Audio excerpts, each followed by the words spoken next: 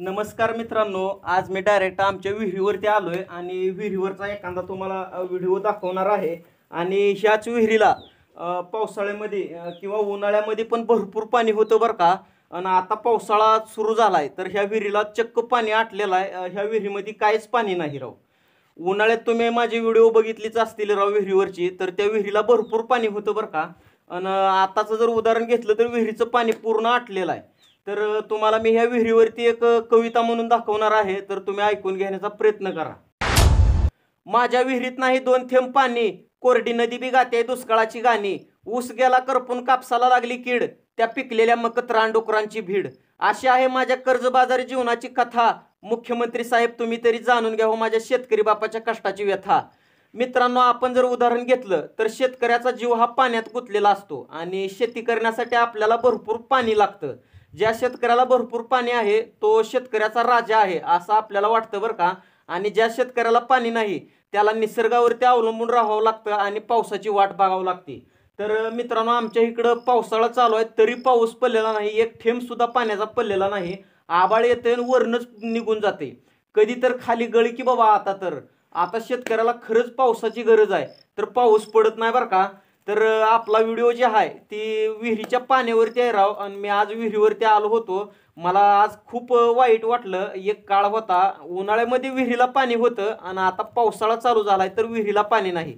आपण जर उदाहरण घेतलं तर पावसाळ्यामध्ये विहिरीला जास्त पाणी पाहिजे, पण तसं नाही राव। जास्त पाऊस पडला तरच तलावती भरणार आहे, ती तळी भरणार आहे, ती तळी भरली तरच विहिरीला पाणी येणार आहे। तर तळी भरलेली होती आतापासून उन्हाळ्यापासून, आणि उन्हाळ्यात ती तळी आटून गेली। तळी आटल्यामुळं विहीर पण आटून गेली। तर आता तळी भरण्यासाठी पाऊसच पडत नाही, तर विहिरीत पाणी येणार आहे कुठून? आणि पाऊस पडावा म्हणून काय करायला पाहिजे आपण शेतकऱ्यांनी? तर शेताच्या बांधावरती कमीत कमी एका शेतकऱ्याने 5 ते 10 झाडं लावायला पाहिजे। पण आजकाल शेतकरी काय करतायत, कट्टे टोकरतायत, जेसीबीने कट्टे काढतायत, कट्ट्यावरची झाडं तोडतायत। समधी शेतातली झाडं तोडून शेती जी आहे ती वाहीक करण्याचा प्रयत्न करतायत। पण शेती जर तुम्ही समधी वाहीक केली तर शेताला भरपूर पाऊस पडणार नाही आणि ती वाहीक केलेली शेती काय कामाची आहे? तर प्रत्येकाने झाडं लावली पाहिजे बरं का माझ्या तर मते। आणि मला आवड आहे खूप राव झाडं लावण्याची, आणि मी वर्षाला 2-3 झाडं लावून ती झाडं जतन करण्याचा सुद्धा प्रयत्न करत असतो। तर आपल्या ह्या व्हिडिओमधून 2-4 शेतकऱ्यांनी पण झाडं लावली तर आपल्याला ह्या व्हिडिओमधून सर्व काही भेटलेलं आहे असं मला वाटतं। तर आपण एकेकाळीचं जर उदाहरण घेतलं तर शेतीची पेरणी करत असताना बी बियाणे खाते यांचे भाव वाढतात आणि शेतमाल विकायला आला का शेतमालाचे भाव पडतात।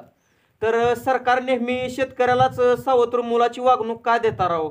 कधीतरी शेतकऱ्याला पण सख्या मुलाची वागणूक देऊन बघा।